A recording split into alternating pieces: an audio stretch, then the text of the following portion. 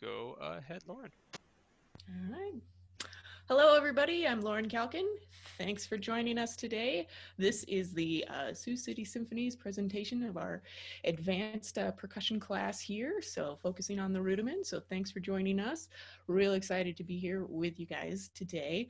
I'm going to tell you a little bit about myself, and then as each of our members is going to do a little section here, they'll also introduce themselves when they come on camera here. So again, my name is Lauren Calkin. I've been with the symphony now for about 8 years, and I've played all sorts of percussion instruments during that time with the symphony. My main job is I actually sell percussion instruments for West Music and Percussion Source, and then I do some teaching at Wayne State College, and I also play for the 43rd Army National Guard Band here in Lincoln, Nebraska. So, kind of do a lot of playing, do a lot of teaching, do a lot of selling. There's a whole lot of drums in my life.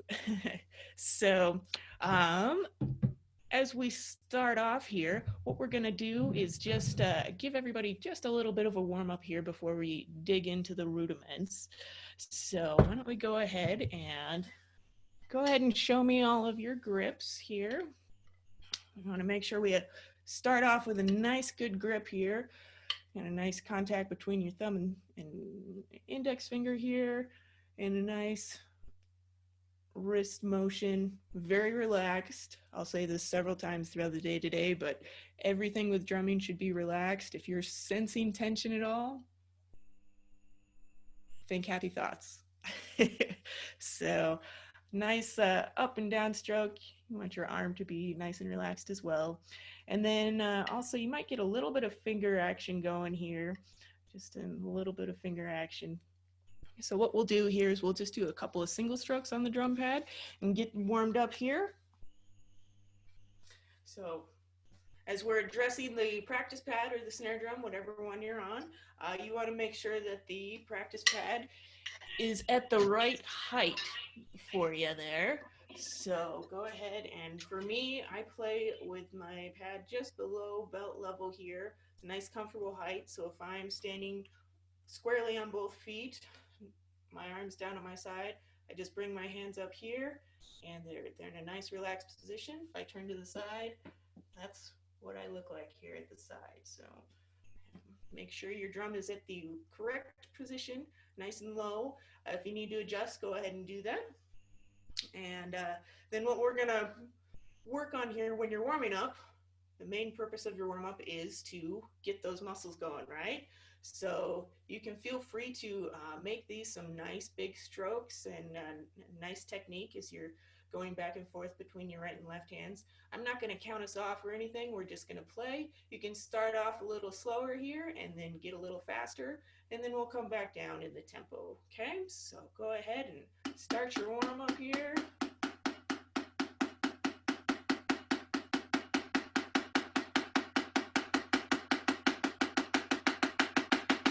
Again, focus on height.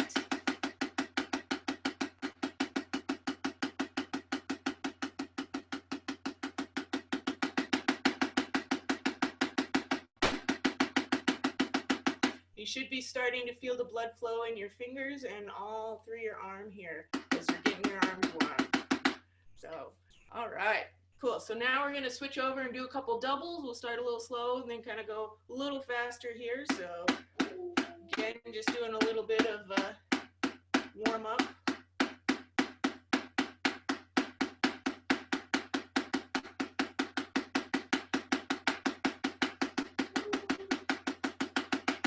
Oh, yeah, feel the burn.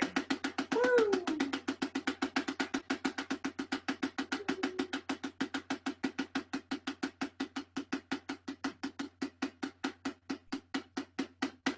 You guys hear my dog? She's warming up vocally upstairs too. Okay, so before we jump into each of the rudiment families here, I wanted to ask anybody, students out there, are there any specific rudiments that you're like, I absolutely want to know how to do this rudiment here today? If you have those requests, speak now. You can raise your hand on the little Zoom hand raiser thing, and Ethan can facilitate here, so we'll give you just a couple seconds to do that. This is also a great time if you have favorite rudiments. You can also tell us what your favorite rudiments are.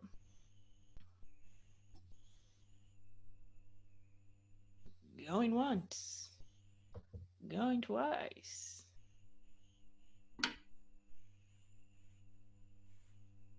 Okay, so what we'll do is we'll go ahead and just jump right into each of the family of rudiments here. I'll go ahead and hand off the microphone to Ed here, and he's going to share a little bit about the roll family. Hey everyone, my name is Ed Zaryky, and I'm the acting principal percussionist at the Sioux City Symphony. I've been playing with the symphony for about 4 years now, and I play with a few other orchestras in the area, and I'm also a percussionist with the Heartland of America band. So yeah, just like Lauren, I have a lot of drums in my life. And yeah, I'm going to start off talking about the roll rudiment family. And I'm going to talk about a few principles to sort of get us through this.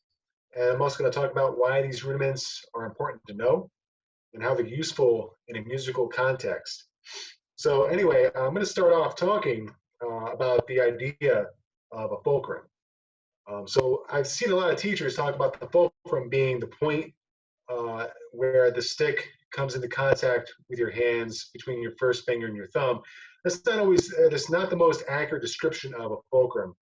To me, a fulcrum is really a pivot point.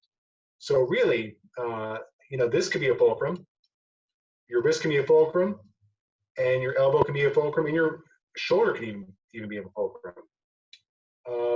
Now, this is important to know because, when I talk about playing rudiments and playing snare drum, or really anything on percussion, I think that the slower you're playing, your fulcrum point is going to change based on the speed of what your hands are actually doing or the notes you're trying to play.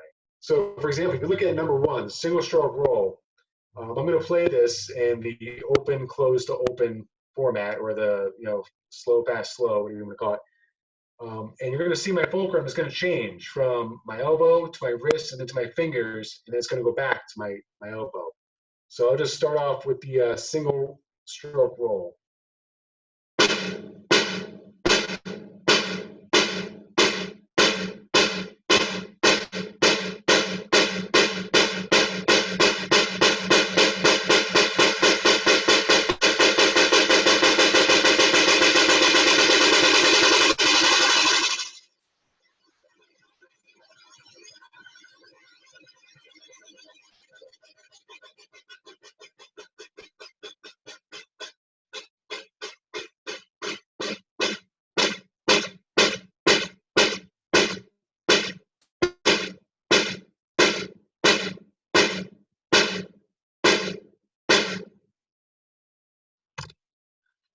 So that's a single stroke roll.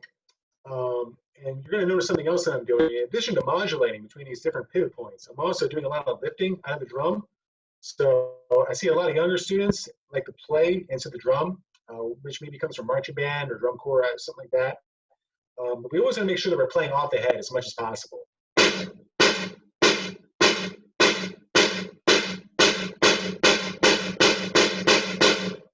that's going to be a common idea as you go through all these rudiments, really all the percussion instruments. So you always want to make sure that you're lifting and that you're getting a rebound. So generally, the slower I'm playing, the height of my rebound might be a little bit higher. It's also going to be higher if I want to play louder. So those are some very global concepts that I think you want to keep in mind as we're going through all of these. Again, you can apply these same concepts to really all these rudiments that we have. So, number two, the single stroke four.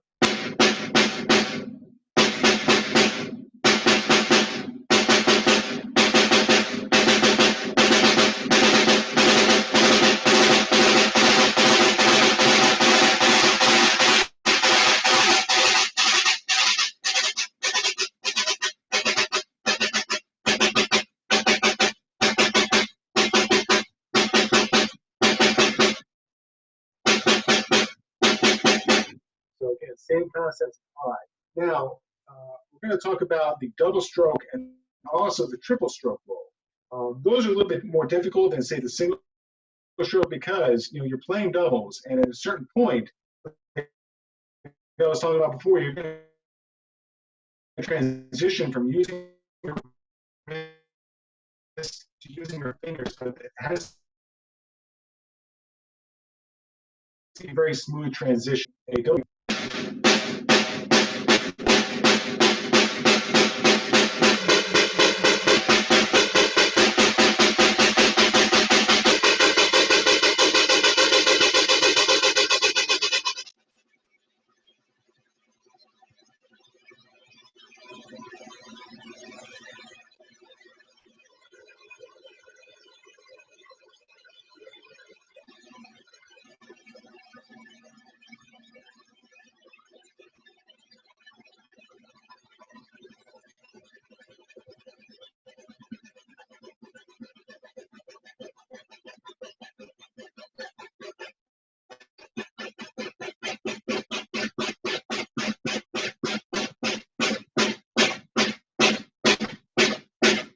again, like I was saying, there comes a point in there when we're transitioning from using the wrist to using the fingers.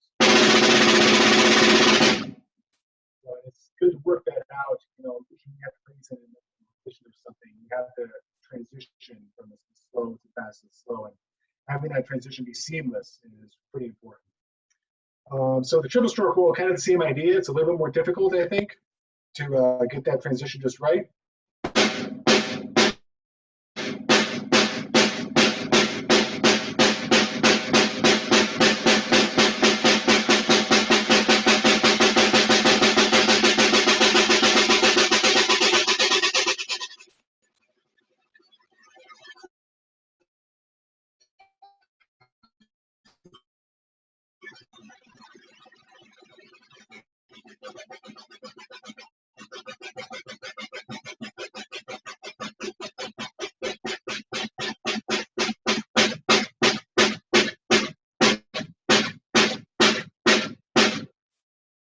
So that's a little more difficult. Notice with that also, for me personally, I don't usually close it all the way down. I like to always be able to hear that triple rhythm in there. That's my own personal preference. So now we're going to go into these other shorter rolls, like the 5-stroke and 6-stroke and the 7-stroke. Now, I like to think of these as a way to fill in space between notes. So a roll is almost like an effect, but it's an effect in rhythm.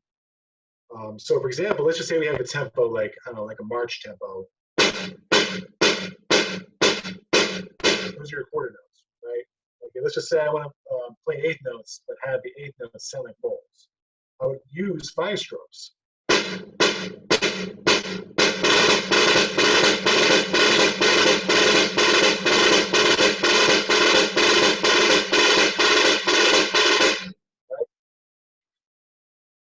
So that's something that you really have to always keep in mind. It's very good to have this vocabulary of roles to sort of know, so that when you're playing music, you have to know what role you're going to be utilizing as you see these rhythms come up in your part. So the 6-stroke roll. Now let's just say I take the rhythm out of it. If you're looking at your roll chart here, say I take the roll out of it, you're going to hear this rhythm, right?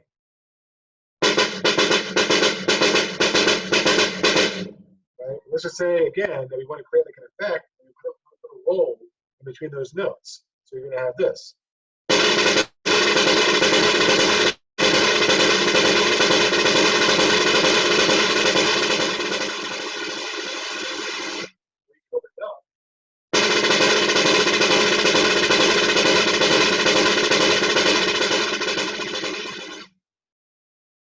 The 7-stroke, same deal, right?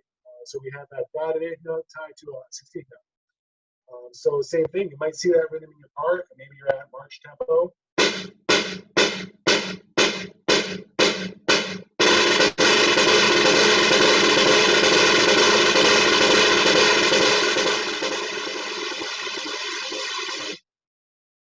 it's a way of filling up the space between those notes in your part, in your music.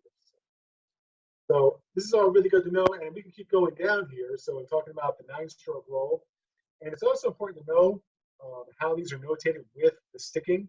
So you'll notice that some of them alternate and some of them don't. Like for example, the 5-stroke does alternate and the six-stroke does not. So, when you're playing this, when you're trying to really be a studious pupil, you really want to try to learn it, to learn these rudiments the way that they're sticked in terms of alternating versus not alternating. So now going on to the ninth stroke, again, if you're playing like a march tempo, this is just going to be tying quarter notes to other quarter notes.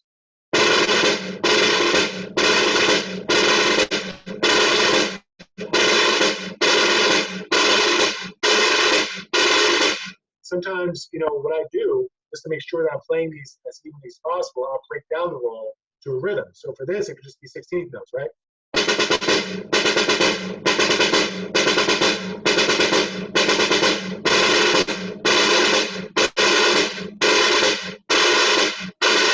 I'll smooth it out.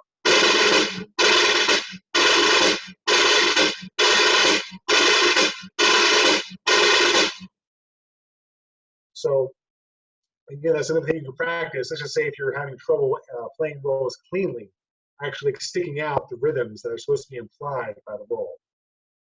So we keep going down the 10th stroke, which is not an alternating roll. The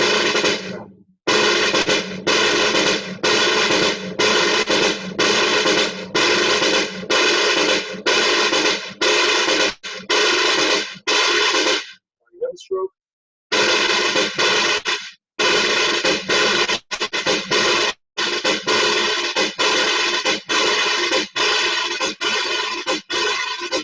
Uh, 13th stroke.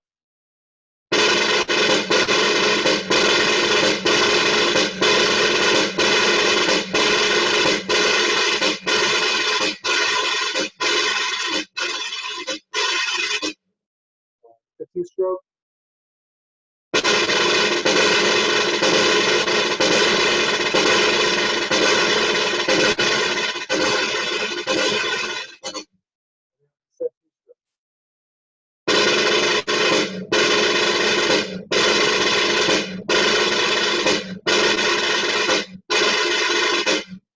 So, again, I'll give you a couple of examples for why all this might be important to know.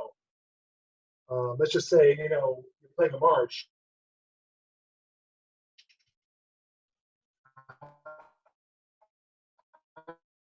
I'm in military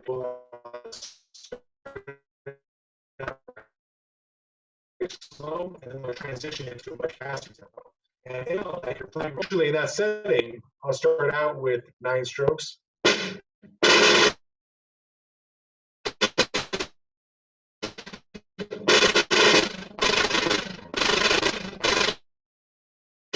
I'll start transitioning to 7 strokes. And then we'll transition into so we'll go into 5 strokes.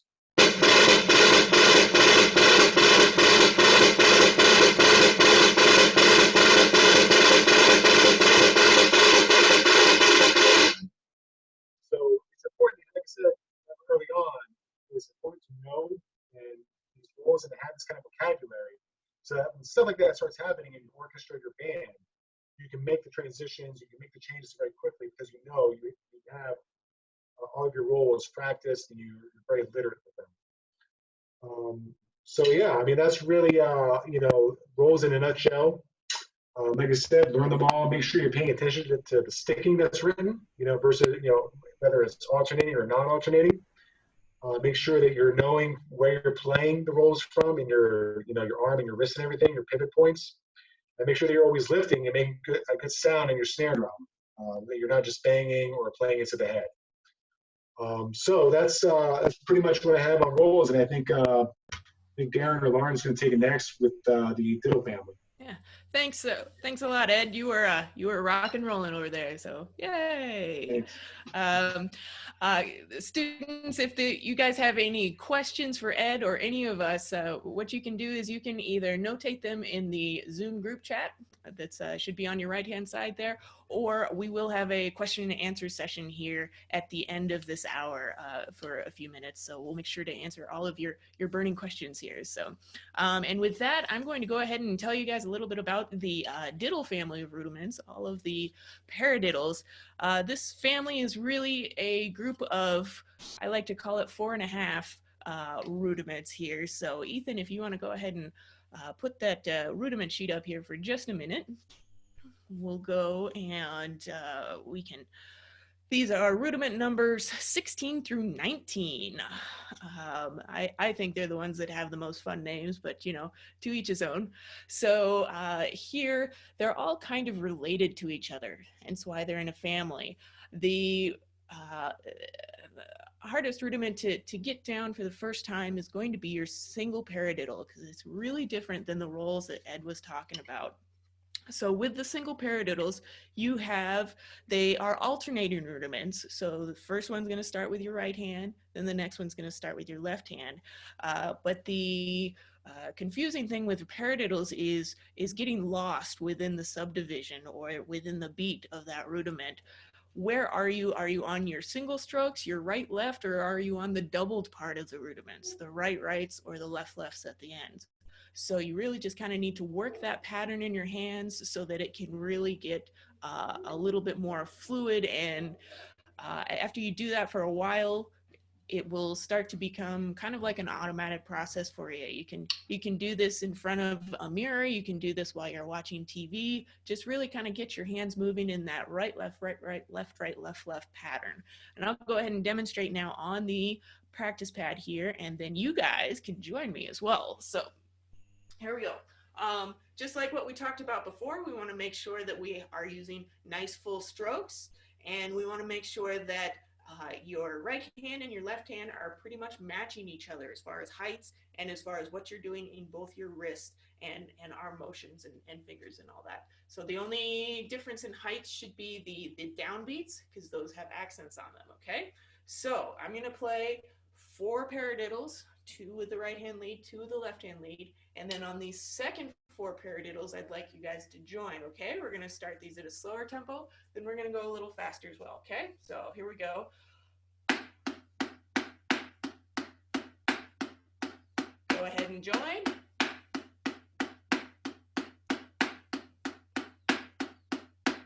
Good. Now at that speed, you can pretty much single stroke each note of the paradiddle. Right, there's too much time in between the notes to really get a lot of good bounces in for those double strokes that are happening. As we speed up the tempo here, you can start to use the bounce on the pad or your snare drum to help you with that. So again, no tension when you're playing, right? And utilizing that bounce really helps your efficiency of motion to help you play faster, help you play more consistent and even along the way. So if I take out the left hand from that first paradiddle, this is what it sounds like. And you'll notice that the first note accented much higher than the second 2 notes.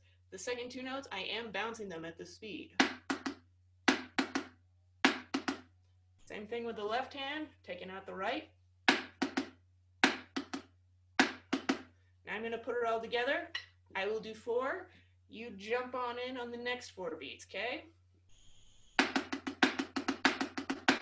Coming. Good. Let's do that one more time. Ready? And join. And so you can use this same concept all the way through the speed with your paradiddles, and this concept will also apply to the rest of the paradiddles that we'll be looking at here in just a minute. So I'm going to play this from slow to fast here. You'll notice as I go and as I get faster and faster, no part of me is tense. This is like, you know, smooth like butter. You're just kind of going through. So here we go, from slow to fast.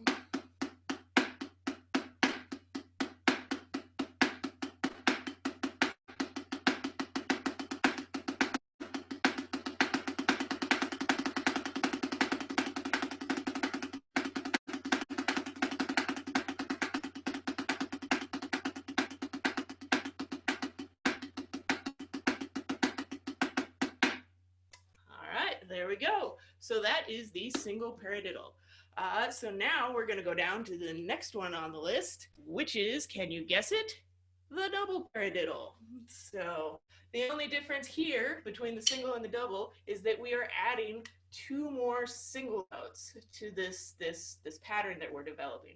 So instead of just right, left, right, right, we've got right, left, right, left, right, right. And then the reverse on the left hand. Left, right, left, left. So we'll play a couple of those. I will play 4, you will play the next 4, okay? Here we go, and we'll start a little slower again.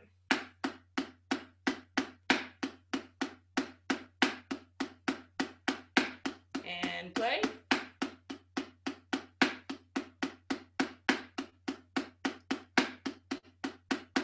Awesome. You guys are naturals. All right, let's go a little faster now.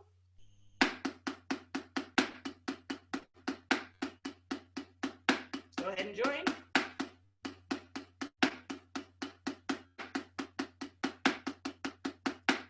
Great. Awesome. So that is the double paradiddle. I'll go ahead and do that slow to fast here real fast.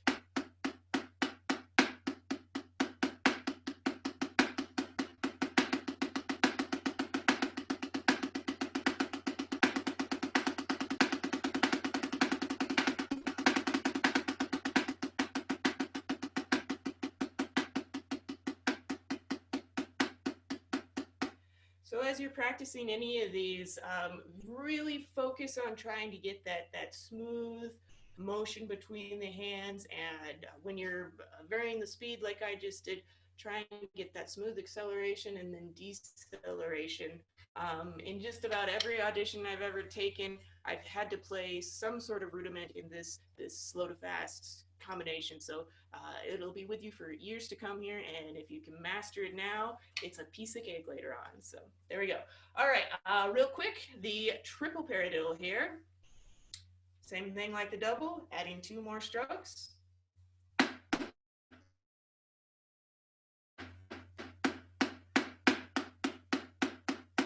It's the third one. Go ahead and play.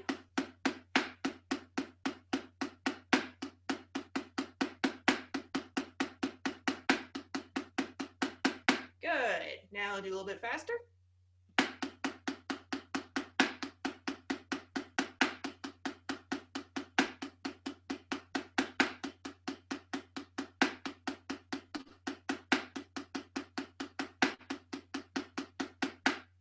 Awesome. So that's the triple paradiddle here. I'll go ahead and demonstrate that slow to fast. Just 1 second. There we go.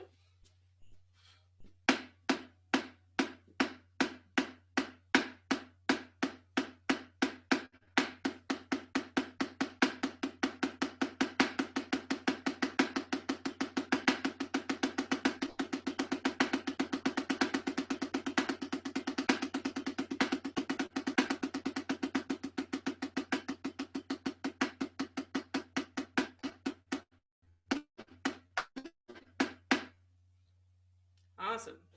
So there we go. And with all these, I know I said this before, but I'm going to emphasize this because honestly, this is how I learned a lot of my rudiments, is that, you know, these are like scales for other instruments, and you just want to have them memorized like the back of your hand. So, you know, while you're watching TV, YouTube, whatever, go ahead and just kind of pad out the rhythms. The hardest part of the paradiddles is knowing where you are in the paradiddle. You know, if you're on the triple paradiddle, are you like, is that the double next or the single? So if you can get those patterns ingrained in you, it's so much easier later on. So practice, practice, practice. It'll help. And now I'm going to go on to, this is my favorite rudiment, the paradiddle diddle. So like the name implies, you're doing 2 single strokes, para, diddle on your right hand, diddle on your left hand, para, diddle, diddle. And these are same sticking rudiments. So if you start with the right hand paradiddle diddle, they're all going to be right hand within that segment. Then you stop, and then you can switch over and do those at left hand lead as well. So here we go. We're going to do 4 paradiddle diddles on the right hand lead.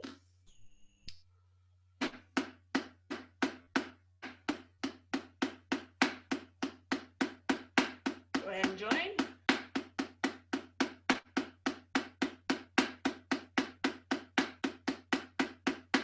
Awesome. So, and these are really fun to do fast.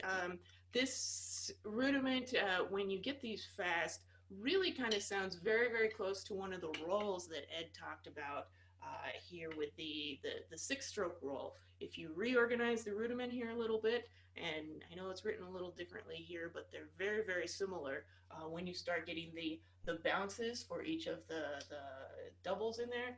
It really sounds almost like a six-stroke roll, except there's one less accent to it. So we're going to play them a little faster here and get those double bounces going. I'll do 4. You join me on the next 4.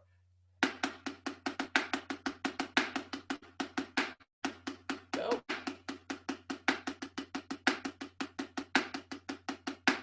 Good. For the sake of time, I'm not going to go back through and do them with the left hand, but go ahead and do those on your left hand too. Practice, practice, practice. So here it is, the slow to fast.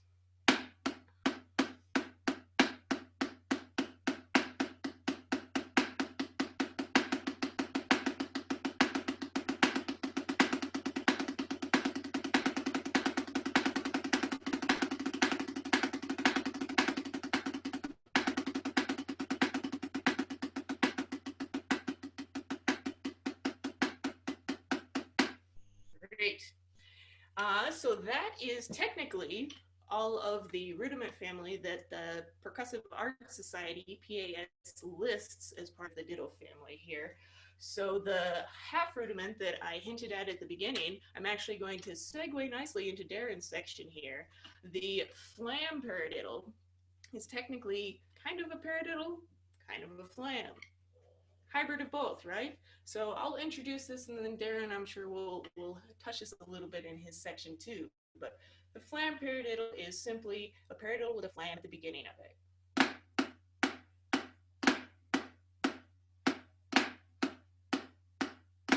This is one of the harder rudiments because you're playing either 3 rights or 3 lefts in a row.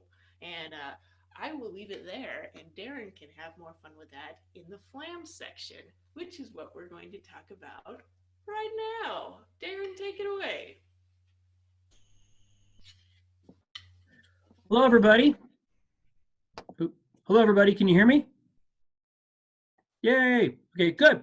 That was awesome. Very cool. Very cool. So yes, I get the flams. To me, the flams are really fun. And to me, one of the most challenging because it's really a subtle kind of interpretation that we all must make about flams. So I want to talk about some general big flam concepts that will help you play flams. And we're going to do some exercises just to get work on flams away from the actual rudiment chart, and then we'll go and put them into the rudiments. My name is Darin Wadley. I am the timpanist with the Sioux City Symphony. I've played with the group for about 16 years now. I also in the Director of Percussion Studies at the University of South Dakota. I've been teaching there. And I live in Vermilion. So that's all about me. So, all right, getting to flams. First of all, to me, a flam is our tenuto.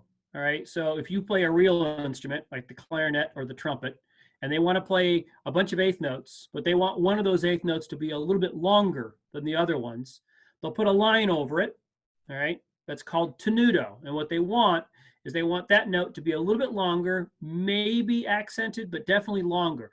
Do, dot, dot, dot, do, dot, dot, dot. All right, so they want that longer note. So flams are our opportunity to lengthen a note. We usually oftentimes accent the flam, but we don't have to. In fact, it's fun to practice flams that aren't accented, which we can talk about that when we're done. But really, if you think about a flam as a long note, it really helps to kind of get the interpretation right, especially if you're writing for a drum line for your marching band. If you want a longer note, a flam is a good opportunity for that. You can accent, you don't need to put a flam, but when you put a flam with an accent, then you get an accented longer note. So to me, that's kind of how I interpret flams. So the rudiments, we have 40 rudiments, but I like to think about 4 rudiments that are the basis of everything that we do, all right?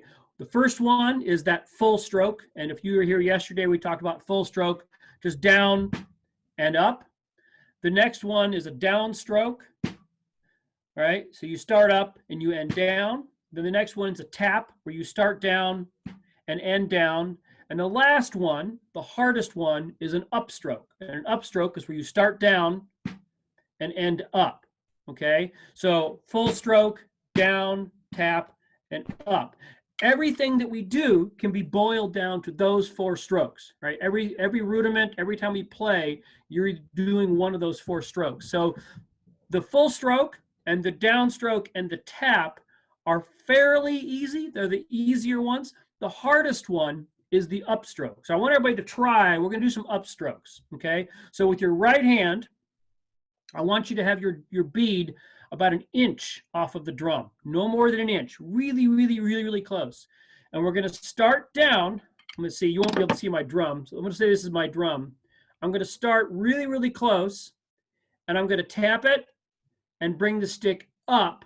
And it's going to be a very soft sound. Very, very, very quiet. And the point is to go from down to up. So let's do that together. Right hand. We're going to do 4 of them. 1, 2, 1, 2, 3, 4. 1, 2, 3, 4. All right, I didn't hurt my hand because I'm playing very, very softly. All right, so the upstroke should be very, very soft. Let's do it with the left hand now. I'm going to do it with my left hand. Here we go. Ready?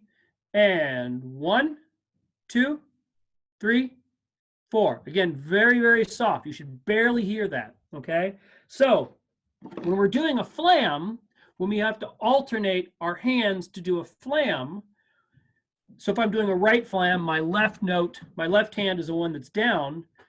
If I want to get ready for my left flam, my note has to come off the drum. So I have to do this upstroke to get ready to do that, okay? So that's, okay, I'm setting the premise and then we're going to jump ahead and then we'll come back to that. Okay, so doing a flam, let's forget about alternating flams. Let's do repeated note flams. Doing a flam, we want 2 different stick heights, all right? The grace note is really, really, really low, and the main note for now is going to be really, really high, all right? So we want your, just a second, making sure I'm not getting in trouble.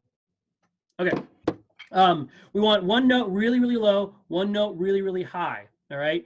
If we don't have a huge discrepancy, we don't have a huge difference in stick heights, we're going to have flat flams. Flat flams, you all know what a flat flam is. It's the most awful thing to play on the planet, right? When the sticks hit the drum at the same time, whether you're playing snare drum, bass drum, timpani, it doesn't matter. It sounds and feels awful, just terrible. So flat flams are not what we want to do. So to make sure we don't have a flat flam, we want to have our stick heights quite a bit different, okay?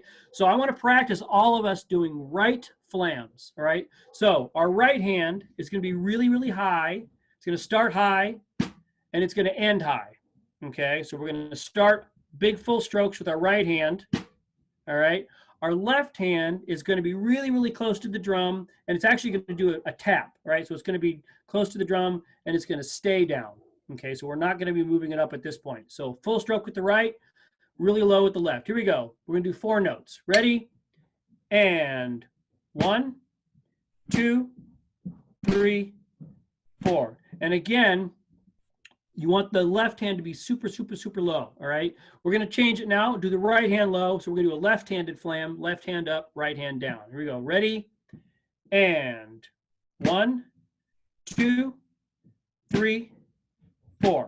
All right, so that's single stroke flams, okay? But now if you look at the rudiment chart, they want you to alternate right, left, right, left. And there's the rub. That's where it gets difficult, all right? Because we have to have that upstroke added to it, all right? So when we do a right flam, my left hand's really low, my right hand's up, but then my left hand in preparation for the left flam has to come up, all right? So we have to do that upstroke as my right hand is coming down, okay? So let's slowly do 4 alternating flams, right, left, okay? Ready? And 1, 2, 3, 4, okay? Now, when your hand's coming down, the main note coming down, you don't want to slam it into the drum. There isn't a throwing it into the head. There isn't a pounding. It's just a softening of your hand. Jeff Queen, if you know Jeff Queen, snare drum god of the planet, really, just an amazing guy. The way he describes stopping the stick at the head is it's not a forceful muscling it. It's I'm turning my arm into a pillow. And as it hits the drum, instead of it bouncing back out, my arm and hand are so soft that it just stops right there. So as you're coming down for these flams, we just want to stop the stick. We don't want to push it into the drum. And that's especially important when we're on pads. You know, this semester, because we're all out of school and we're all home, oftentimes we don't have drums, and so we're playing pads. So we really have to be careful that we don't develop pad technique. All right, and pad technique is when we're beating the snot out of the pad because it still sounds good. But when you get to a real drum, it doesn't sound good. So you want to make sure you're still playing nice and relaxed, like Lauren said at the beginning of the hour. And like Ed said, when doing all these rolls, you got to be super, super relaxed with all of these. So let's do 4 more alternating flams. Okay, right, left, right, left. Here we go. Ready? And 1, 2, 3, 4. Good, good. Now, I like my flams to have 2 separate notes. Most people like their flams to have 2 separate notes. I know there is a certain school, particularly with marching band, where you want to play flat flams all the time. And I understand that if you got 5 or 8 snare drummers all playing flams, if you all have slightly variances of where the sticks are, you're going to get some messiness. So I can understand that. But when you're playing solo, anytime you're playing solo, regardless if it's rudimental or a concert style snare drum, you've got to make sure your flams are open. And 9 times out of 10, the reason that they're not open is because your sticks are too close to each other in their stick height. So you want to make a huge difference. Really practice 1 inch and 1 foot. Huge differences in stick height, so that when you're playing normally, you'll probably compromise a little bit, but at least you would have practiced really being extreme with that. Because otherwise, you're going to have flat flams all the time. And not only, again, does it sound awful, it feels awful. It's really a nasty, nasty thing to play. So Ethan, if you could pull up our flam sheet. I want to kind of go through some of these flams like you guys have done before. It's on the, there we go. Excellent. So we did number 1, all right, the alternating flams. With all of these flam exercises, you don't want to play them faster than you can play them cleanly. All of these rudiments are that way, but flams are notorious to be sloppy when you get fast. So if you start getting sloppy, don't play that fast, slow down, work on your chops later, and then you can get to that point, okay? All right.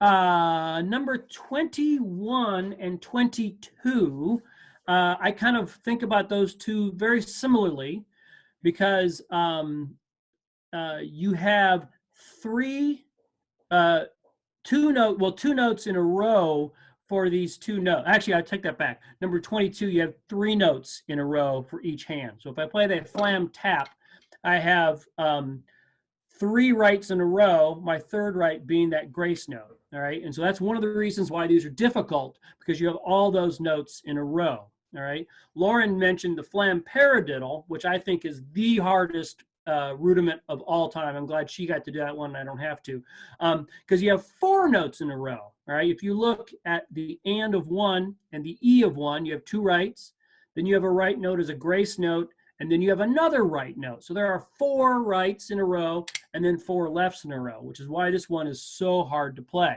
all right? Playing this one fast, you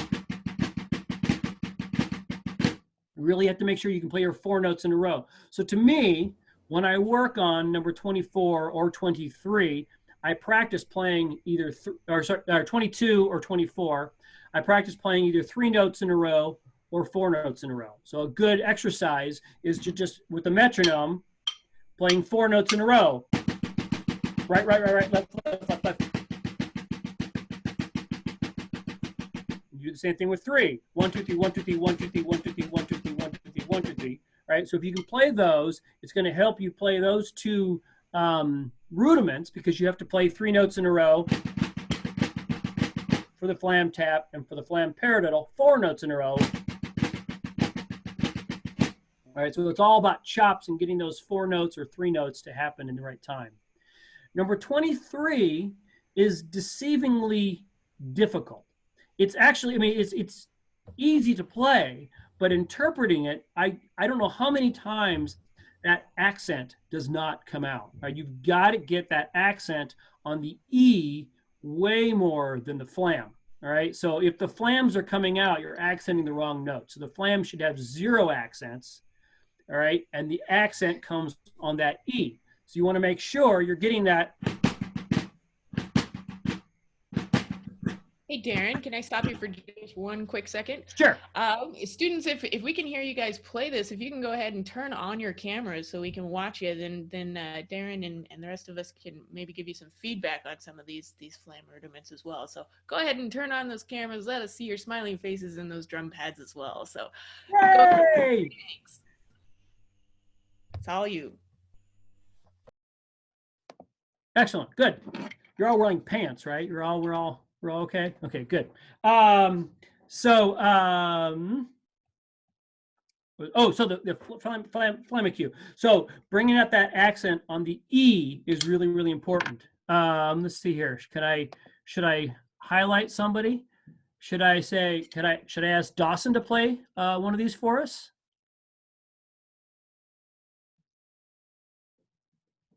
Good. How about Nathan? Can you play it?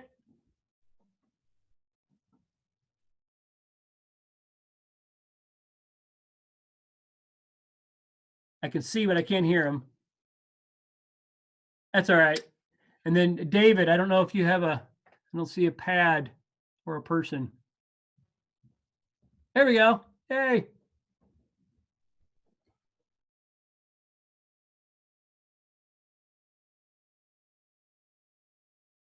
Very cool. Very cool. All right. So bringing that accent out is really, really, really, really, really important. All right. To make sure that comes out. That's the groovy one. That one's got a nice syncopated groove that's really, really fun. All right. And then, on that one also, I like to play it with a slight variation sometimes. So I like to turn that last note into an 8th note as opposed to a quarter note.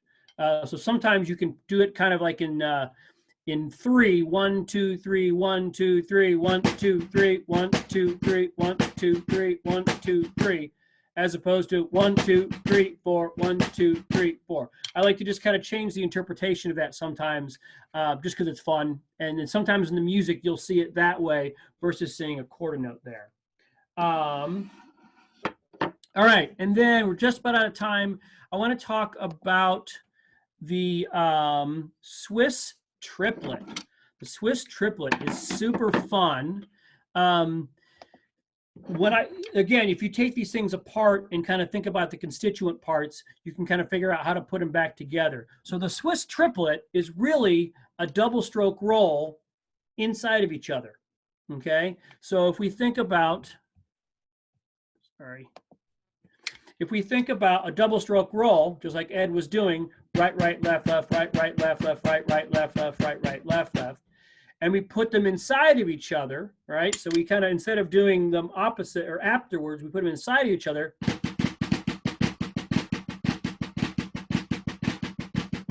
Then I get a Swiss triplet, okay? And those are really fun to play. The key to those is being relaxed. If you tense up at all, it's gonna be super, super slow, and there's no way you're gonna be able to play it anything quickly at all.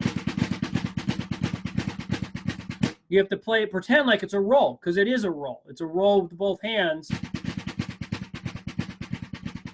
Okay, good. And then the last one I want to talk about a little bit is the flam drag. I like this one. It's kind of a hip rudiment now. A lot of drum lines, a lot of drum corps are using that. It's a really fun rudiment.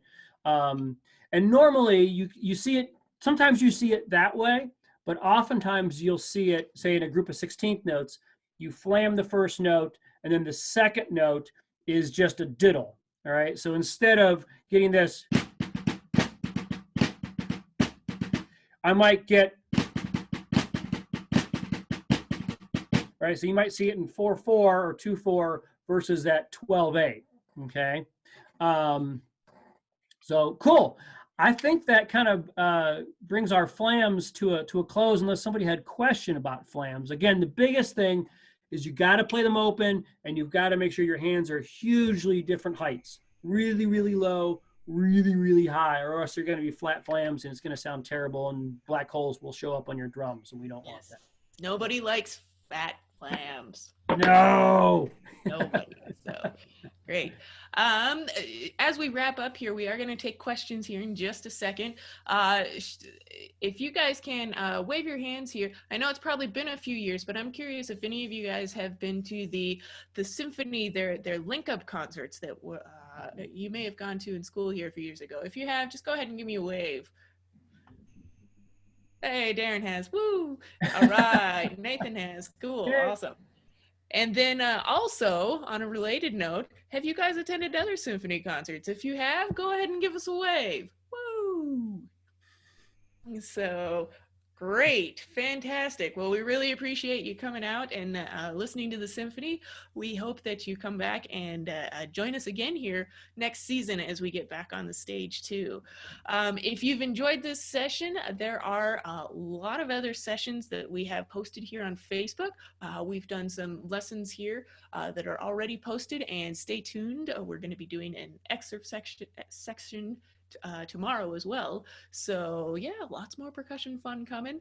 Also, go ahead and tell your brothers and sisters and your fellow students too. We have other instrument family lessons posted as well, and there's the history of the French horn. There's all sorts of stuff. There's woodwind stuff, string stuff, all sorts of stuff up there. So go ahead and check it out. Okay, so now I'm going to go ahead and turn over the microphone here to Ethan here to field any questions. So thank you guys again for participating today in the class, and feel free to rewatch this anytime you want a practice buddy and want to glean all the tips and tricks that Ed, myself, and Darin showed you here today. So thanks a lot, and Ethan, all up to you. All right. Well, so because this was quite the smaller class, we didn't have any of the questions loaded. So right now, if any of our students have anything they want to ask our percussionists, here we go. Dawson's got a question. How do I make my flams more noticeable in flam taps so it doesn't sound like a double stroke roll?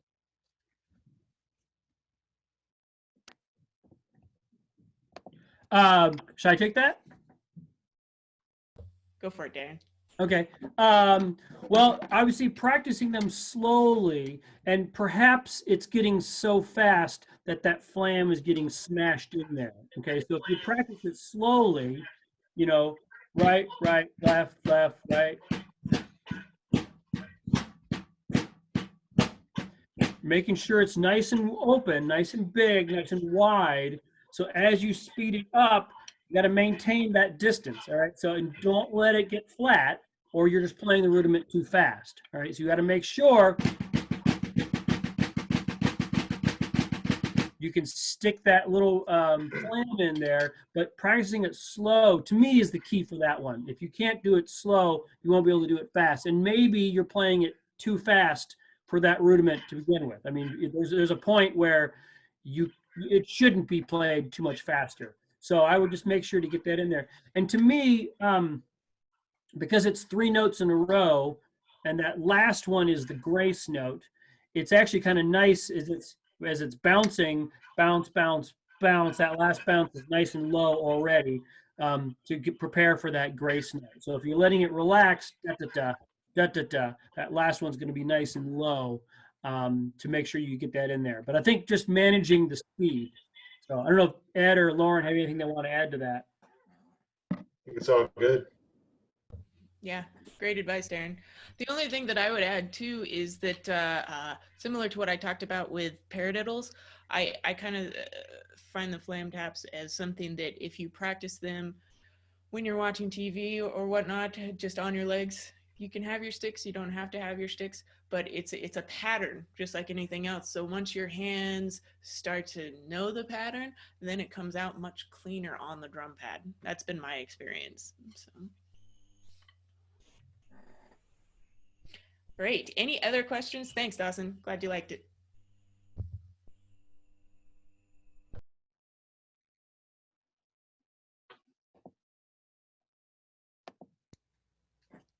All right, we've got another one from Nathan.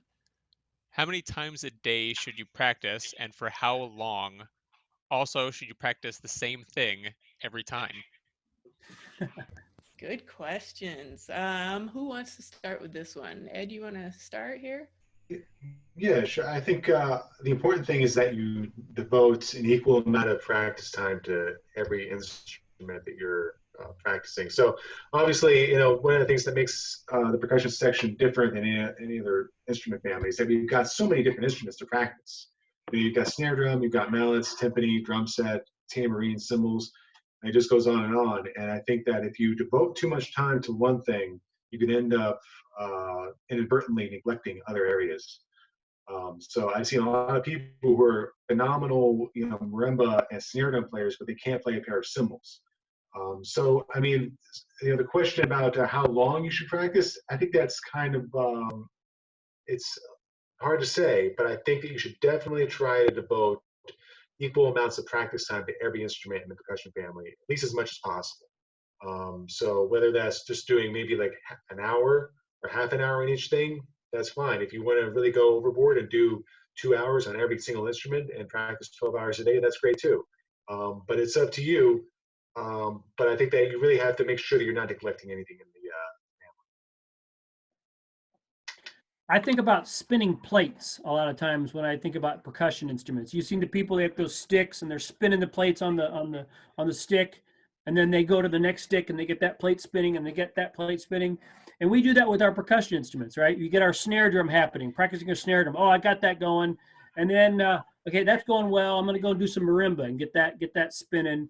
Oh, I'm gonna do a little triangle, get that spinning. Oh, my snare drum plate's about ready to fall. So I gotta go back there and catch that. So to me, it's all about the spinning plates. You want to try to keep everything going all the time. If you go 2 or 3 or 4 years without playing crash cymbals or working on it at all, obviously it's going to come out in your playing. But if you kind of keep it up enough, yeah, okay, I'm feeling good about that. Now I'm going to go and work on marimba or drum set or timpani or whatever. But I think just kind of keeping them managed when you maybe focus on one thing at a time, but you got to make sure that those plates are still up and spinning. I really like that comparison there, Darin. I may steal that in the future. Because there's so many spinning plates here with percussion, the efficiency of your practice time is very important. So what I always suggest is, when you're going into a practice session, you know how long you have for that specific practice session. Oh, this one I only have half hour before I'm expected to do something else, or I have an hour here. So set some goals for yourself for each practice session. You want to have some warm-up time. You want to get a couple things done on maybe your band music. You want to master, a couple rudiments, get those a little bit better. And then you also want to just, kind of play through some stuff too. So, just kind of make a little schedule for you so that in that half hour or that hour that you have, if you have kind of a priority list of what you need to practice, then you're less likely to just zone out and just play and maybe not get a whole lot of practicing or growth in.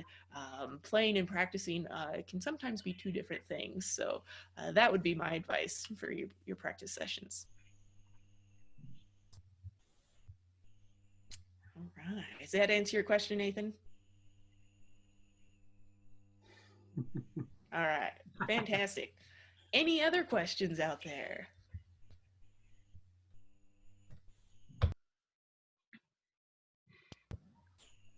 That's all I've got. All right, cool. Well, again, thank you guys for coming and joining us for this masterclass presentation. Sioux City Symphony really appreciates you guys coming here. And if any other questions pop up here after this class, feel free to go ahead and message us on Facebook, and we can get those questions answered for you. So keep practicing, keep playing, keep enjoying music, and stay safe. We'll talk to you later. Bye, guys. Bye.